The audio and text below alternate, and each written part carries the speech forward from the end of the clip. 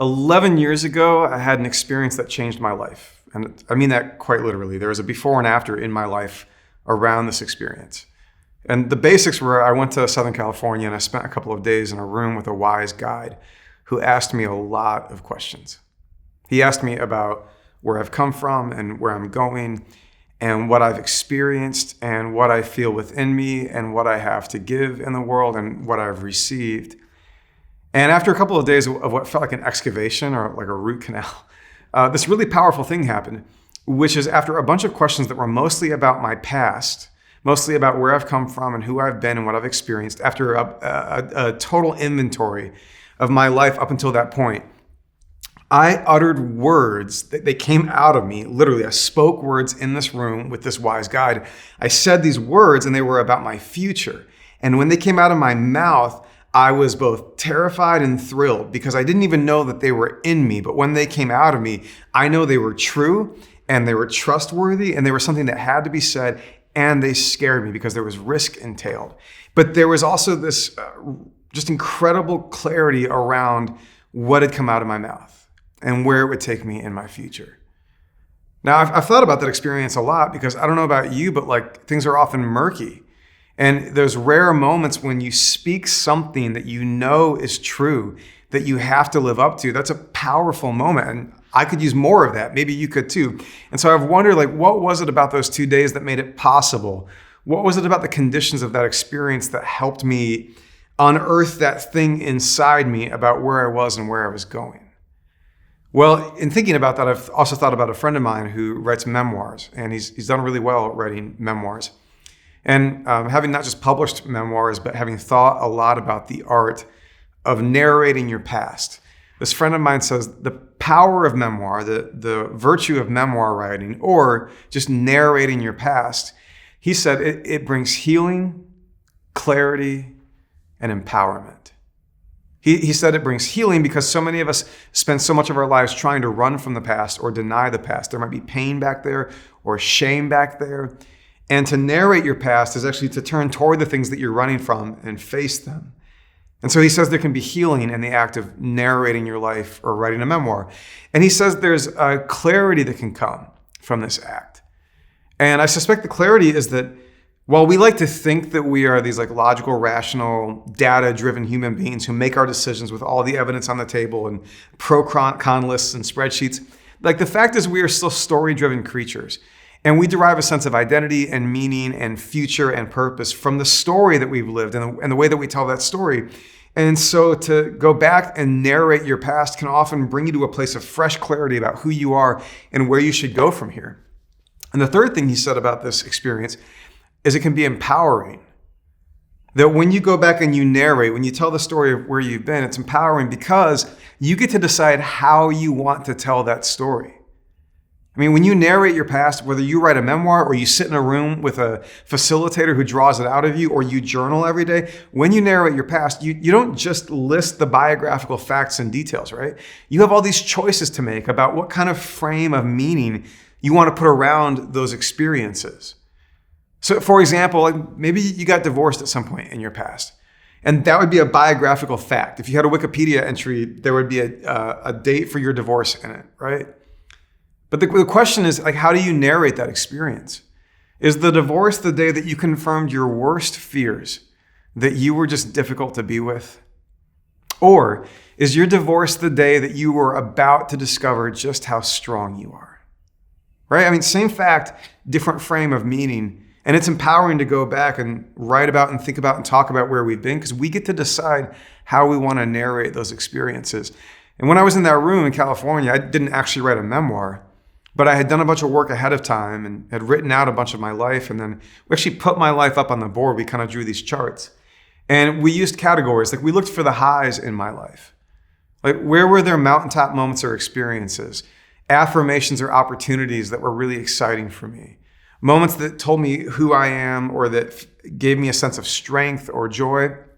And we put those on the wall. We wrote them out. And then we looked for the lows in my life. Where were things at their worst? What did it feel like for things to be at their worst? What were the hardest experiences I've been through? The most grinded out, grit-driven experiences that I've been through. Moments when I lost hope or thought I would lose everything else. and we charted them. We put them up on the board. And then we looked for the turns, and often the turns were between the highs and the lows. Sometimes a turn took me into a low. Sometimes a turn took me up to a high. A turn might have been when our family moved growing up, or a turn might have been the day that I decided to go to college, or a turn might have been the day that I switched my major in college, or a job that I took, or a relationship that got started, or a relationship that ended. And we charted those turns and began to develop a sort of life story on the wall. And then we looked for the threads. The threads are those things that are woven through everything, and you often don't see them in the moment. But when you step back and take in the whole, you discover some constants, some consistent things that were always there for you, even on the days when you didn't feel it. And looking for the threads was perhaps the most powerful part of this experience. When I sort of stepped back and looked at what at the time was almost 3 decades of my life. Now, this whole act of like narrating your life and discovering healing and clarity and empowerment from it, this isn't just some modern exercise with some like life planning guru in a room in Southern California. This is actually the kind of thing that is all over the Bible. And by the way, everything I'm telling you right now, I promise it's going somewhere, because I'm about to pitch you a practice that we're going to embark on as a community. But let me take you to the Bible first. And I'm actually going to go back to a psalm that we looked at last year during COVID when we weren't gathering, but we were doing some video teaching. This is Psalm 30. And there's a very particular reason that I'm going back to this psalm rather than picking out a new one as we talk about narrating where we have been and talking about the highs and the lows and the turns and the threads and looking for healing and clarity and empowerment. So hang with me. This is Psalm 30. And the psalm begins with a superscription. That's that little bit in the italics above the psalm that sometimes tells you who the psalm came from or what it was used for. And this superscription, this says, a psalm, a song for the dedication of the temple of David. And then we read Psalm 30. Let me read this for you. I will exalt you, Lord, for you lifted me out of the depths and did not let my enemies gloat over me. Lord, my God, I called to you for help and you healed me. You, Lord, brought me up from the realm of the dead. You spared me from going down to the pit. Sing the praises of the Lord, you his faithful people. Praise his holy name. For his anger lasts only a moment, but his favor lasts a lifetime. Weeping may stay for the night, but rejoicing comes in the morning. When I felt secure, I said, I will never be shaken. Lord, when you favored me, you made my royal mountain stand firm. But when you hid your face, I was dismayed. To you, Lord, I called. To the Lord, I cried for mercy. I said, what is gained if I'm silenced? If I go down to the pit, will the dust praise you? Will it proclaim your faithfulness? Hear, Lord, and be merciful to me. Lord, help me. You turned my wailing into dancing. You removed my sackcloth and clothed me with joy, that my heart may sing your praises and not be silent. Lord, my God, I will praise you forever. Well, let's make some observations here as we talk about narrating our past. So for whoever wrote Psalm 30 and wherever this comes from, some things happen, right? Like if you were listening, you noticed that there was some kind of sickness or some kind of thing happening to a person that was getting them down, and then they cried out to God for help and they were healed. And apparently there were enemies gloating over them. So those things happened in some form, at least the way that this person tells the story, right? But not only did these things happen to this person, but this person made some choices. They made some interpretive moves. Maybe you noticed that. The first choice they made was to actually write it down. And then that's like the most obvious thing about every word in the Bible that we could just gloss right over, which is, if there's any wisdom here, maybe one piece of wisdom is they took the time to not just live these things, but to reflect on these things. And not just reflect on these things, but to externalize that reflection, to write something, to say something. Perhaps they composed this poem in their heads while they were walking over days, when they thought about what they had just lived through. And then maybe they shared it with friends around a fire and it became an oral tradition that they repeated from time to time. But at some point it was actually written down. So first choice they made was not just to have this experience, but to reflect on it and then to externalize that reflection, to get it out and to put it down on something. And the second choice they made was an interpretive decision about how they thought about these events. If you listened closely, you heard the psalmist describe this experience of sickness and health and enemies. They describe the whole thing in relationship to God, as if to say that there is this largest possible cosmic frame that we call God or the divine or the creator. and that they see this sort of everyday human experience of sickness and healing and enemies.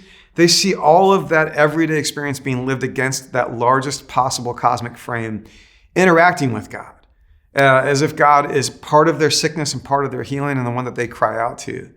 And that's an interpretive choice, right? I mean, we could have reality TV cameras observing this person's life the whole time that the thing that he's describing or she's describing is happening, right? And we would know if we were watching with cameras, we'd probably know that they were sick and that they got healed. We might have even heard them pray if they prayed out loud. We might have seen some enemies who were gloating over them. But I don't know that the camera would be able to pick up or have any proof of this interpretive move that the writer makes to say, all of this was happening in some kind of interaction with God.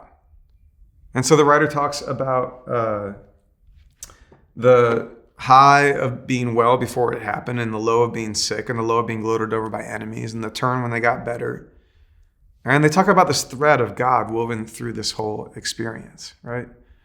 I raise all of this because I want to pitch a practice for our church community, whether you're local or part of our long distance family. And one of the reasons I want to pitch a practice is actually during COVID, we've been able to put out some teachings and do some stuff like that. But it's been harder to have our practiced life together the way that we had before COVID. And we want to get back to that as quickly as possible. Practice is not performances is one of our mantras as a church. And we mean a few things with that. We mean that your faith doesn't have to be a performance, thank God. We mean that you don't have to prove yourself to us or God, because we start with grace and acceptance. But we also mean that we don't want to just show up and passively receive a performance, that to be a church, to be a community, is to be a practicing family. And so not just this week, but over the next couple of months, we want to breathe new life into this rhythm. And so we're going to teach a week, and then we're going to practice a week, and then teach a week, and then practice a week. So I'm teaching this for a moment, but then I want to pitch a practice for all of us. And here's what I want to propose. I want to suggest that coming out of COVID life, a whole bunch of us are desperate for some healing and some clarity and some empowerment. I think we are looking for healing from the wounds that we sustained in this past season.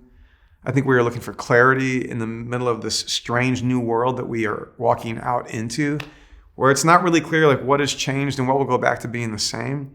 And I think we're looking for some empowerment after a season where a lot of us have had a lot of reason to feel like victims, to feel like circumstances were more powerful than our own agency in the world. So I think we're individually looking for healing and clarity and empowerment.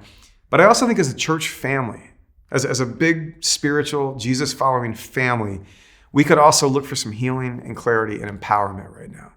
So here's the practice pitch. Here's the thing that I'm inviting us to do individually, but also collectively, as you'll hear in a moment. First of all, let's reflect on the last 14 months. Let's reflect on pandemic life from the day it started until now. And let's not just reflect on it, let's narrate it. Let's find a way to externalize the story that we have lived through in the last 14 months. So I'm proposing that in the next few days, you carve out some time, you get yourself a journal, a notepad, maybe you type this out on a computer, but you do some looking back and some narrating.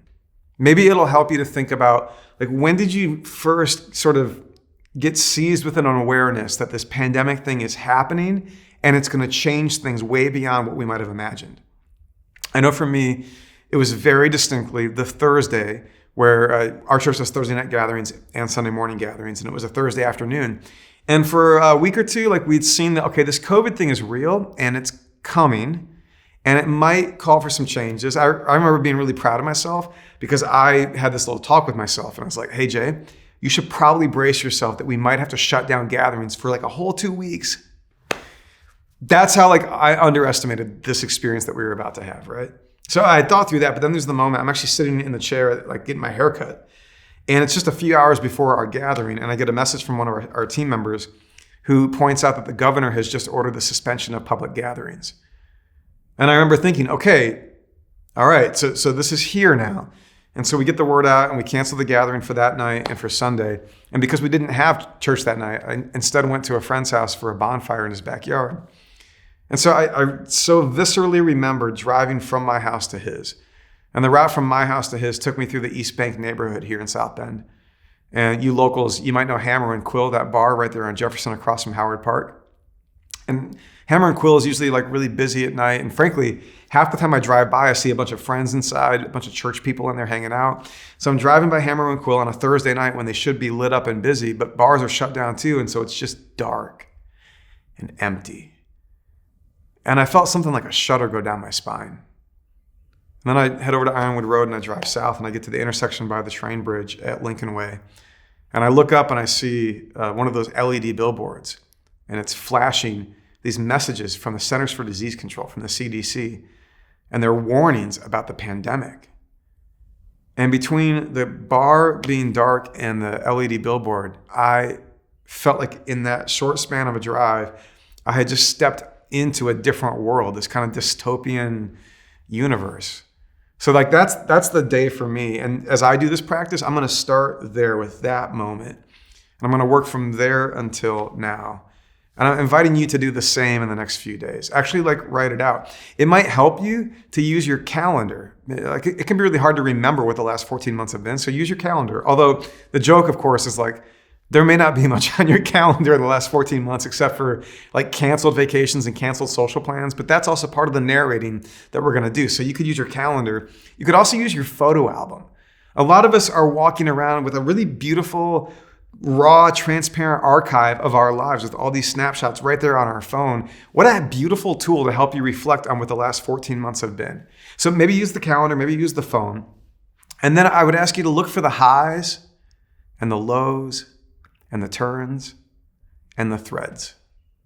The highs, I've heard from some who would say that they had some moments with their family, some memories were made with their family in this season that were rich and were different than the kind of life they enjoyed with their family before COVID.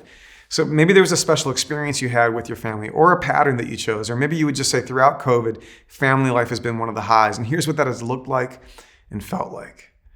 I know for others, by the way, that family life has actually been one of the lows in COVID. Like perhaps it's been really hard to be stuck in the house with these people all day long, every day. And like e-learning with the kids at home and trying to do your own work from home. Maybe your relationship with your partner, your spouse, or a close friend has been really strained in this experience. And maybe there was a moment where it hit a breaking point. Maybe there was a fight that erupted or a silence that grew between you and somebody else in the wake of a hard conversation.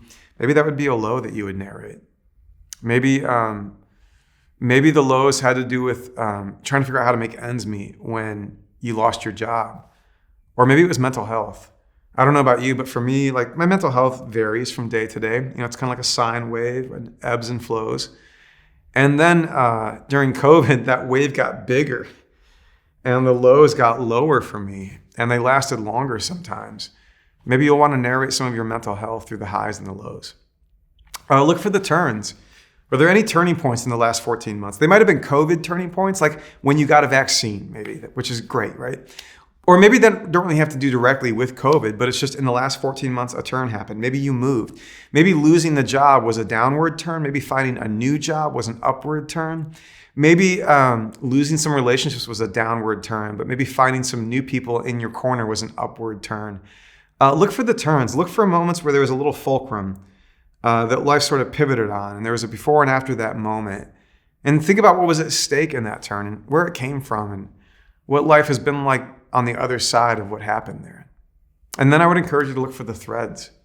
When you sort of step back and look at the last 14 months, where have been the graces that have sustained you? What has sort of held this thing together, like the way that your life is woven together? Where are the threads? The threads, the thing about them is they can be so subtle that you miss them when you're living through them. But when you step back and take them in, they can be really beautiful and meaningful and overwhelming. Here's an example of a subtle, simple thread. For me, my relationship with the natural world around me has been really sustaining during this season. Whether it's meant walks outdoors or the fact that the place I live has these big west-facing windows, these very tall windows. And there's a bunch of trees out there. And what I've discovered living there is that at the right hour of the evening every day, this gorgeous golden sunlight beams in through those windows. It sort of cuts a shaft of light across the main living area of my home. And honestly, it's so beautiful and simple and peaceful that there are days now when I make a plan to be in that room at the right time of the night to see it. And frankly, before COVID, I spent so many evenings out with meetings and connecting with people and working that I was hardly ever there in my home to see it. And there was something so grounding and good for my soul about just seeing that evening light every day. So for me, the natural world has been one of those threads, a place where I have felt this benevolent presence of God sustaining us even while things have been so hard and scary. So will you do this in the next few days? Will you go back 14 months and will you look for the highs, the lows, the turns, and the threads? And will you take some time to actually narrate them, write it down, find a page to put this down? I think you'll be surprised at how much opportunity there is for some healing and clarity and empowerment. But here's the other thing. This is just the first part of the exercise, because the other thing is we're going to come back together next week on Thursday and Sunday. And I hope you can make it. Make sure you sign up for a gathering, but we've got Thursday and Sunday morning. And we're going to actually use the whole gathering to gather up some of these reflections and experiences that you're bringing in. We're going to ask you to share about the highs. We're going to ask you to share about the lows. We're going to ask you to narrate some of those turns and explain some of those threads. And a big old exercise that we call the open floor. Now, we've done the open floor a lot if you've been around. Usually it's a few minutes in a gathering where we throw out a prompt or we check in on last week's teaching or a practice challenge that we had. And we just ask, like, what did you learn? How did it go? And people are free to raise a hand and speak up for a bit. But this week, rather than doing that for a few minutes as a little sort of part of the gathering, this is going to be the centerpiece of our time together, because for the next couple of months, we're doing Psalms and practices. And the practice isn't just you at home, it's us together. And we're gonna hear all of that. We're gonna celebrate the highs and we're gonna make space for the lows. And we're gonna narrate the turns and look for the threads together when we come back together. Now, back to Psalm 30, there's a note here that is the reason I wanted to come back to this text as we talk about this exercise that we're gonna have together this week. I mentioned there's that superscription at the beginning of the psalm. And so up top there in italics, it says, a psalm, a song for the dedication of the temple of David. Now here's what's interesting about that. If you recall the psalm's telling a very personal story. This person had a sickness that brought them to the brink of death or some other suffering, and they cried out to God and they were healed while there were enemies that wanted to gloat over them. This is a very personal story. This is a sort of a private, personal, intimate experience that's being narrated. But here at the superscription, it says, this is a psalm for the dedication of the temple. The temple is the people's house. It's the place where they gather together to be with one another and to worship God in Jerusalem.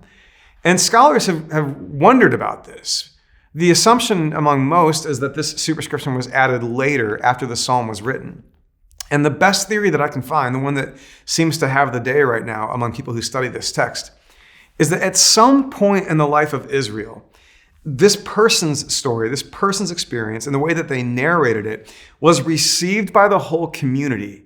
And the community said, we will not only make room for this, we embrace it, and we will celebrate with you and weep with you, and we will call it our story. And that when you share your story, when you bring the highs and the lows and the turns and the threads into the gathering and we hear it together, it'll be an occasion to rededicate the house that we share as a place of mutual belonging, because worship isn't just private. It's also a way of knowing that there is some social solidarity between us. Because when we worship, it ought to reinforce the fact that not only is God with us, but we are in it together with one another.